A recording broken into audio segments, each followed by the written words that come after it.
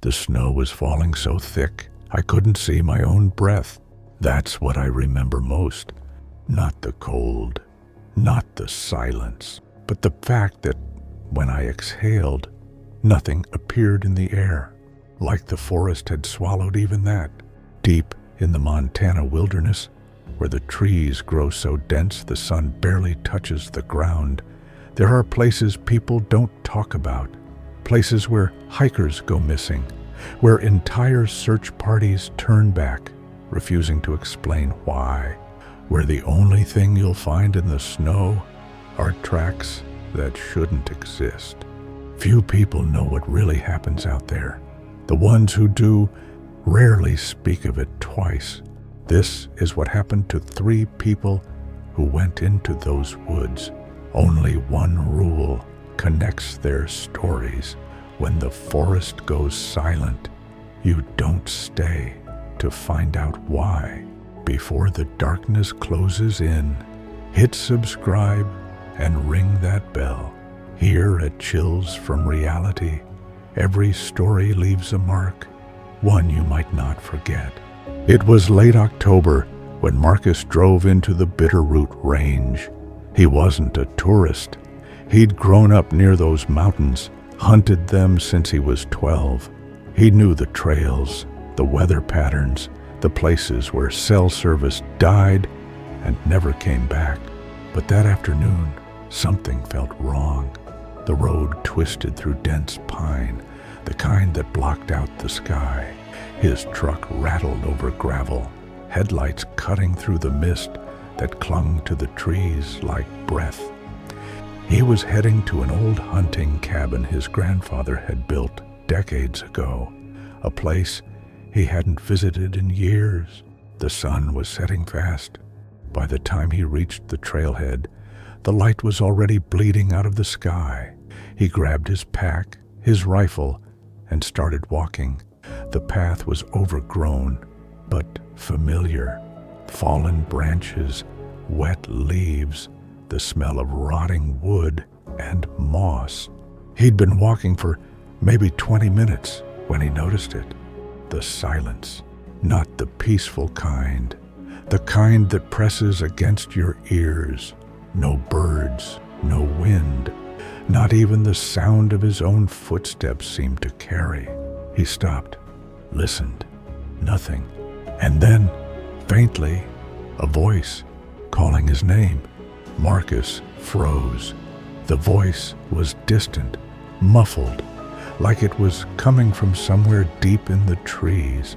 It sounded familiar, almost like his grandfather, but that was impossible.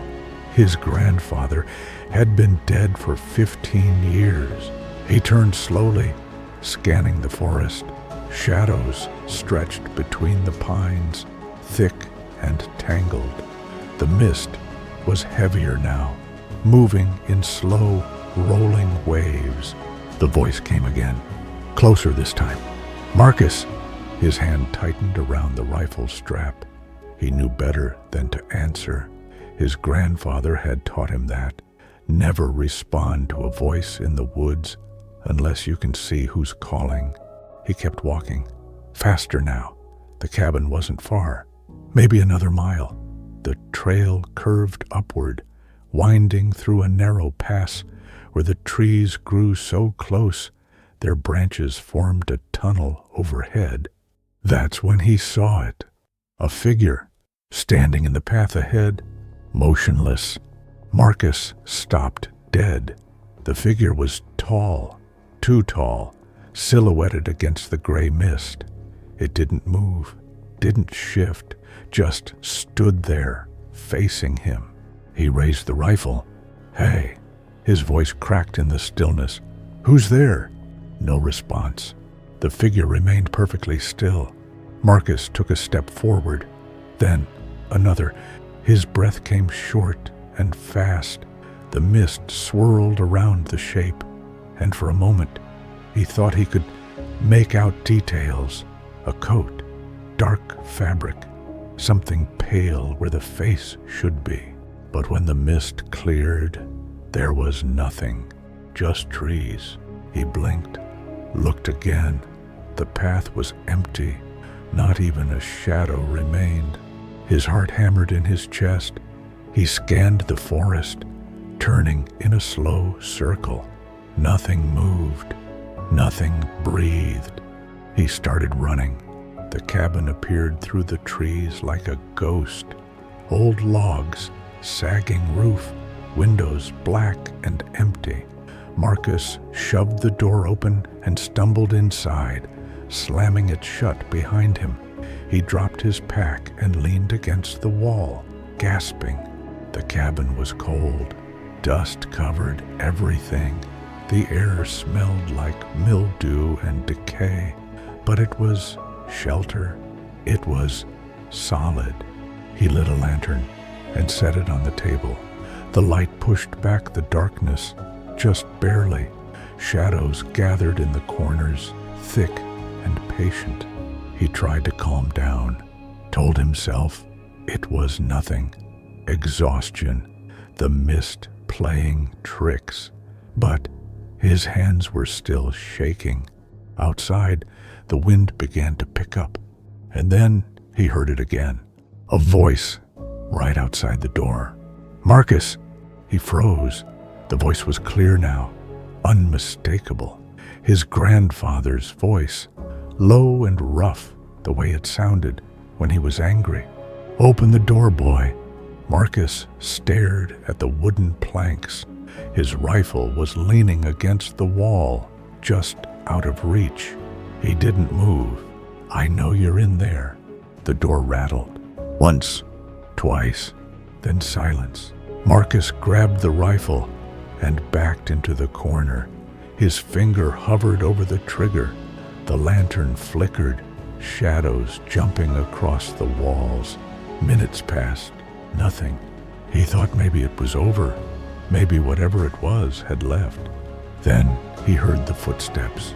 Slow, deliberate, walking around the cabin. Boots on gravel, circling, over and over. Marcus pressed himself against the wall, eyes locked on the door. The footsteps continued, around and around, never stopping, never speeding up. He could hear them moving past the windows, could hear the crunch of boots on frozen ground, could hear something else, too, breathing, heavy and wet, like lungs filled with water. The sound moved around the cabin in a slow, methodical pattern, window to window, door to back wall to side, an endless loop. Marcus checked his watch. 3 a.m. The footsteps continued. He tried to think rationally. Maybe it was an animal, a bear, elk, something confused or sick. But animals don't walk in perfect circles. Animals don't breathe like that.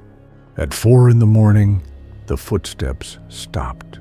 The silence that followed was worse.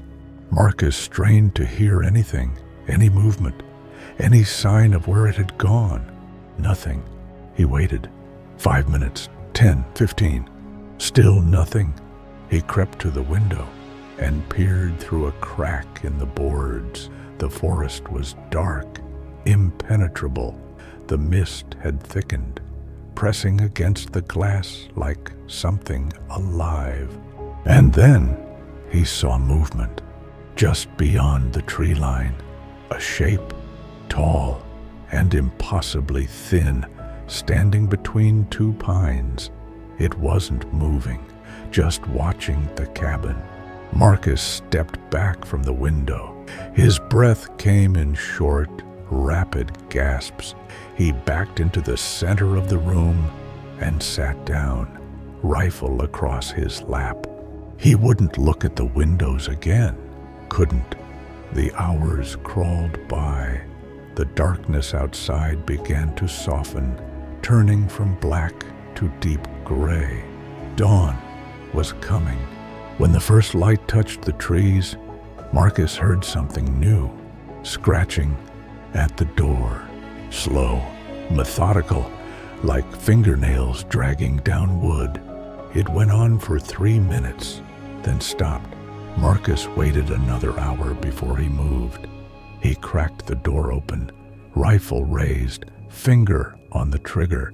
The clearing was empty.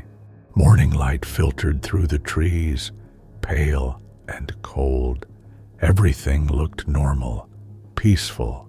But in the dirt, all around the cabin, footprints, bare feet, human, but the proportions were wrong.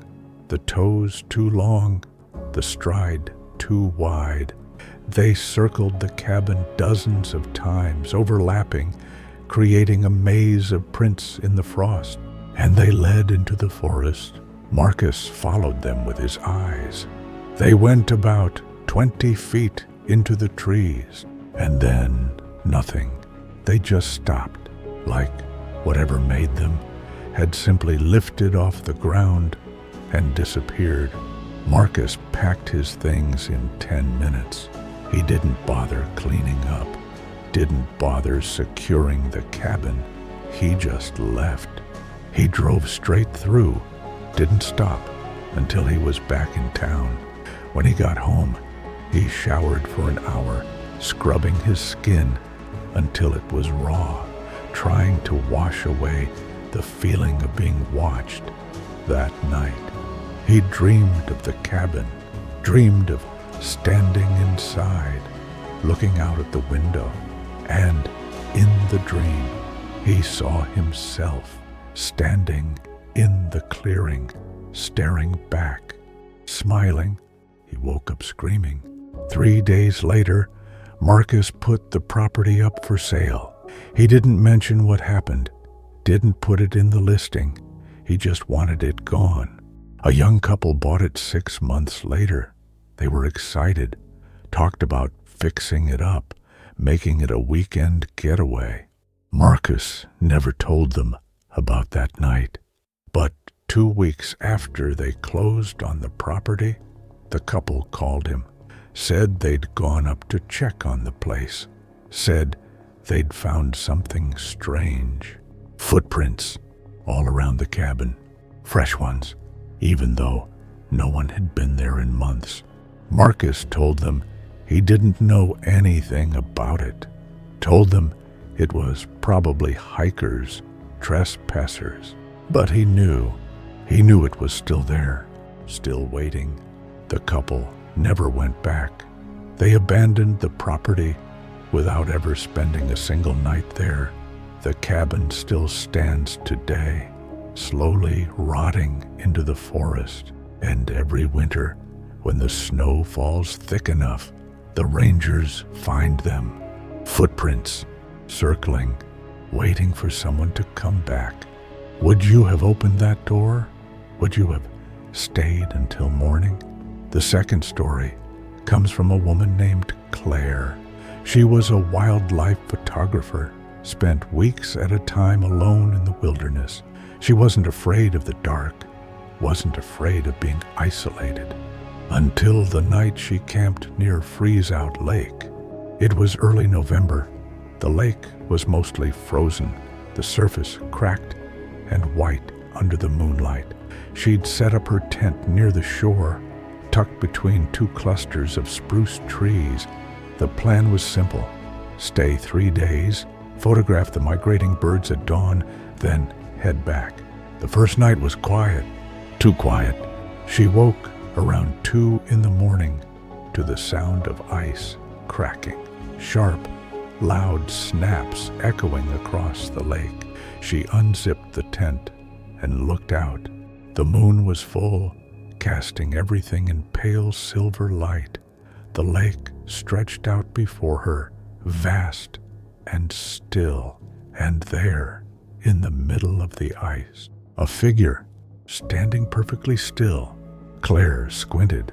The figure was too far away to make out clearly, but it looked human, tall, dark, just standing there. She grabbed her camera and zoomed in. Through the lens, she could see it more clearly now. A person wearing what looked like old, tattered clothing, facing away from her. But something was wrong. The figure wasn't moving, not even swaying, just standing there, motionless, in the center of the frozen lake. Claire lowered the camera. Her breath misted in the cold air. She watched for several minutes, but the figure never moved. She told herself it was someone ice fishing. Maybe they'd set up late and were just standing there. But no one ice fishes at 2 a.m, and there was no gear, no tent, no hole in the ice, no tracks leading to where the figure stood. Claire went back inside the tent and zipped it shut. Tried to sleep, couldn't. Every time she closed her eyes, she saw that figure, standing, waiting. She lay there in the darkness, listening to the ice crack and groan. The sound seemed louder now, more frequent, like the lake was shifting beneath the frozen surface. When she finally drifted off, she dreamed of footsteps on ice, slow, deliberate, getting closer. She woke at dawn. The lake was empty. No figure, no footprints in the snow, nothing. Claire packed up her gear and decided to leave early. Something about the place felt wrong now. The air was too still, the silence too thick. She was loading her truck when she heard it, a voice calling from the lake. "Help me." She turned. The lake was still empty, but the voice came again, faint and desperate. "Please, help." Claire walked to the shore. The ice stretched out before her, white and endless. She scanned the surface. Nothing. The voice came again. Closer now, more urgent. "I'm so cold, please." Claire's training kicked in. Someone was in trouble. Maybe they'd fallen through the ice. Maybe they were trapped. She took a step onto the frozen surface. The ice held. She took another step, then another, moving toward where she thought the voice was coming from. "Help me. I can't." The voice was everywhere now, surrounding her, coming from beneath her feet. Claire stopped, looked down, and saw it. A crack running across the ice, jagged and dark, and beneath it, movement. Something was under the ice, pressing up against it. A hand, pale, fingers splayed, pushing against the frozen surface from below. Claire stumbled backward. The hand moved slowly, dragging across the underside of the ice. Then another hand appeared, and another, dozens of them, pressing up from below, scraping, clawing. The ice beneath her feet began to crack. She ran. Her boots slipped on the frozen surface. Behind her, she could hear it, the ice breaking, shattering, the sound of something rising. She didn't look back. She reached the shore and kept running, threw her gear in the truck and drove. Didn't stop until she was 50 miles away.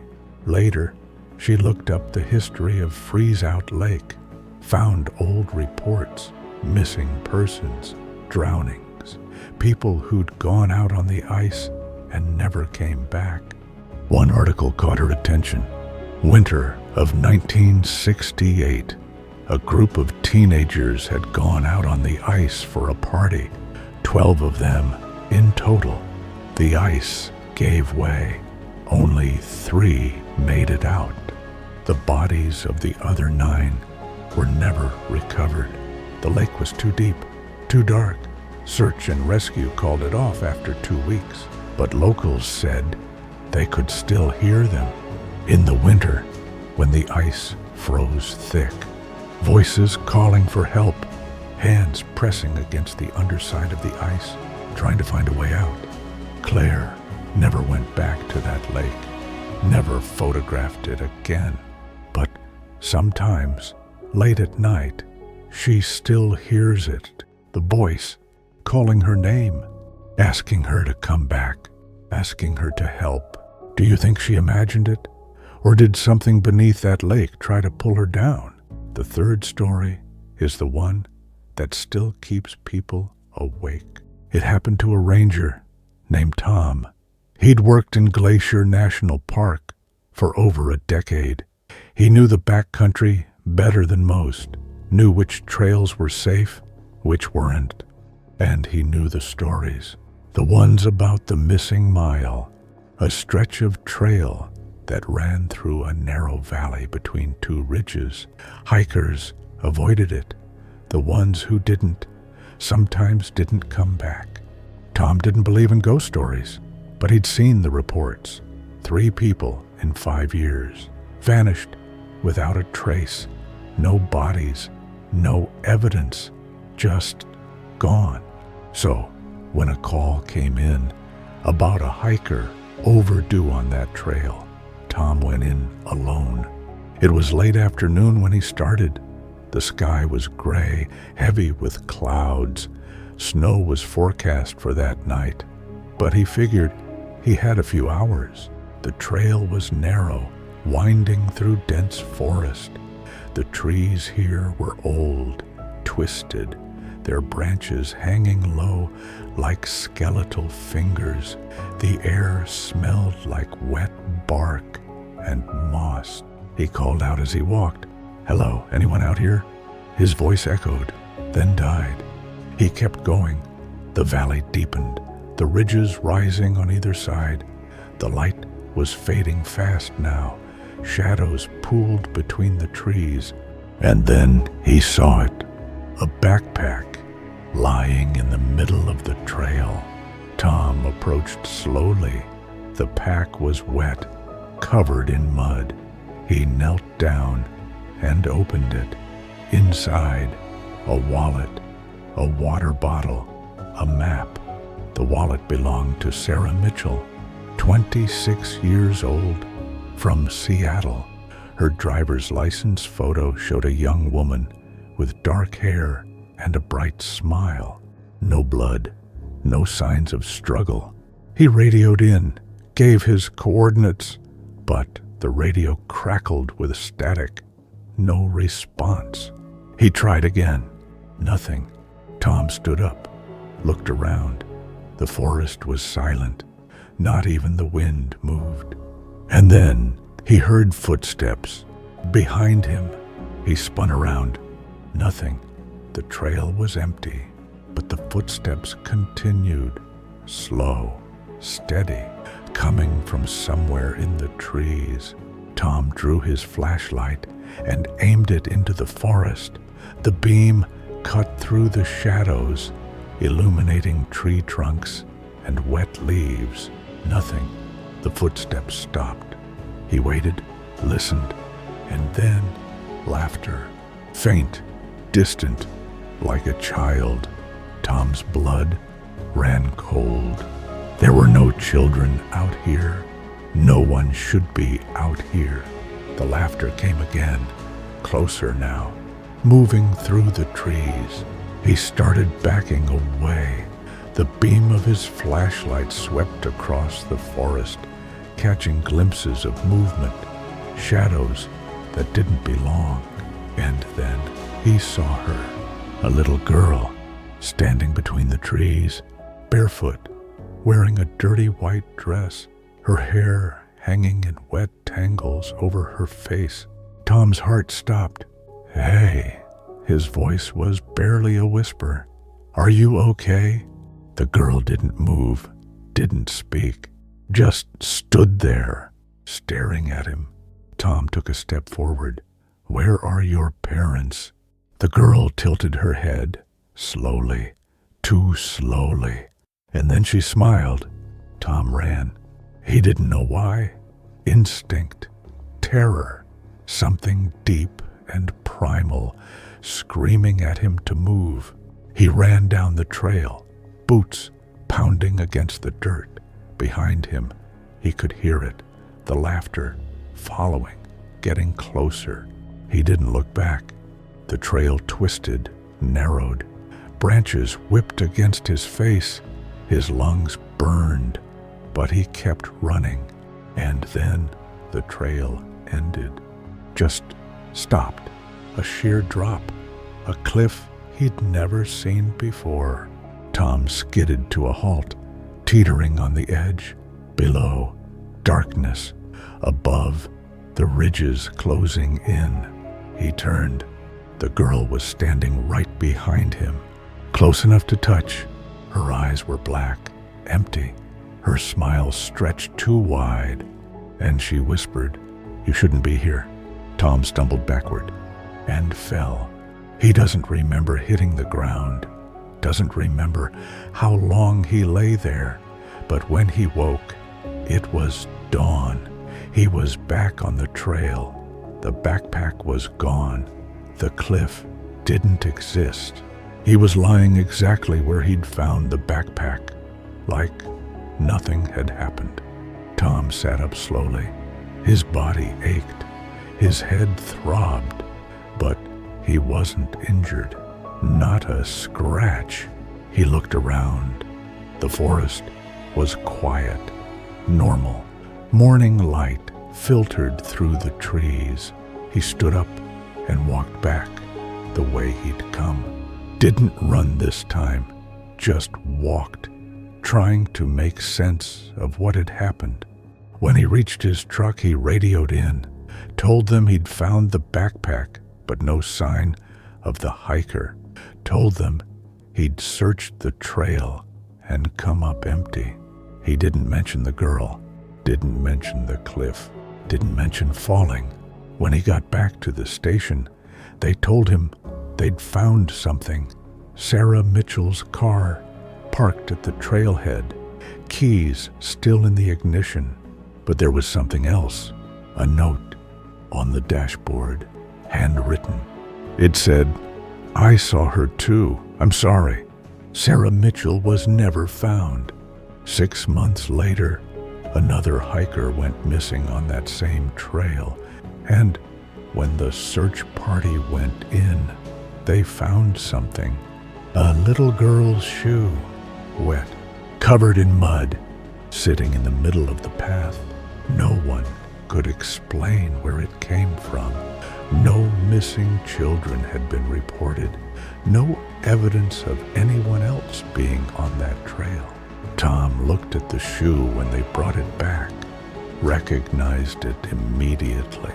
Same shoe the girl had been wearing, or hadn't been wearing, because she'd been barefoot, hadn't she? Tom couldn't remember anymore. The more he thought about that night, the less sense it made. Details shifted, changed, like his memory was being rewritten. He requested a transfer 2 weeks later, moved to a different park, refused to talk about what happened. But sometimes, late at night, he still sees her, standing at the edge of his vision, smiling, tilting her head, waiting. To this day, rangers avoid the missing mile. They won't talk about it, won't go in after dark, because some places in the Montana wilderness don't want to be found. And the things that live there are still waiting. If this story made your heart race, hit that like button and subscribe. Because here at Chills from Reality, the fear doesn't end when the story does. Every week, we bring you true encounters from the darkest corners of the world. Stories that leave scars. Stories you won't forget. The snow is falling again in Montana, thick and silent, covering the trails, covering the tracks.